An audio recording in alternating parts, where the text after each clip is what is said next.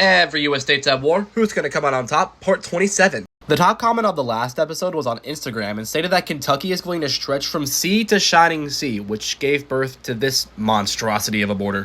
And also, the Second Sixfold Republic and the new Pacific Empire are allied in an alliance called the Rocky Mountain Pact. And the nuclear fallout in the Second Sixfold Republic has gone away, and their new capital is Salt Lake City. Last but not least, we have one shout out today. And with that dealt with, who's going to be fighting first today? And we got the Atlantic Federation. I was not ready for that applause, my fault. I'm going to have the Atlantic Federation and Lincoln by alliance fight Kentucky. How well does it go for the Atlantic Federation? Not bad. The Atlantic Federation takes Kentucky's land over here. How does Kentucky respond? Not great. Both Lincoln and the Atlantic Federation take some land, capturing Frankfurt in the process. Does the Atlantic Federation continue? Yes. Again, the Atlantic Federation and Lincoln keep pushing. Can inert Kentucky do anything? No. Kentucky has been completely eliminated. In exchange for Lincoln being in one piece again, they gave some land to the Atlantic Federation just to clean up the borders a little bit. And with that said, who's going to be going next? And we got Arkansas. Do I need to tell you who they're fighting? Let's see how well Arkansas does. I'm honest to God not very sure what we expected here.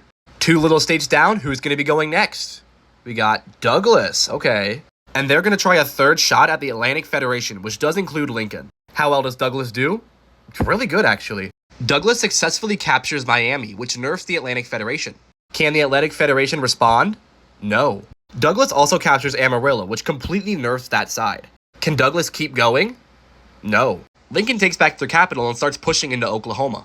Can the Atlantic Federation do anything? Yes. The Atlantic Federation just barely gets Miami back. Can Douglas stop them? Kind of. Douglas recaptures Miami and pushes back against Lincoln. It's the Atlantic Federation's turn, and they're not doing too hot. Douglas makes another big push, capturing Amarillo once again.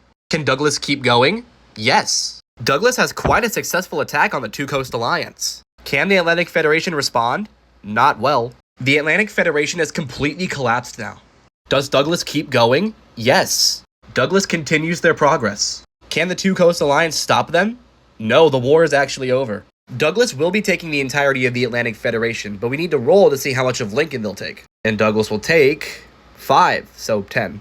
Douglas's new borders now put the state into one piece, connecting the mainland with Maryland, and they now border Amarillo, just in case Lincoln decides to act up again. And this probably goes without saying, but the Two-Coast Alliance is now dead since Lincoln would be the only member. And here's what the map looks like now. The top comment will be what happens in the next episode. And I will see you in episode 28.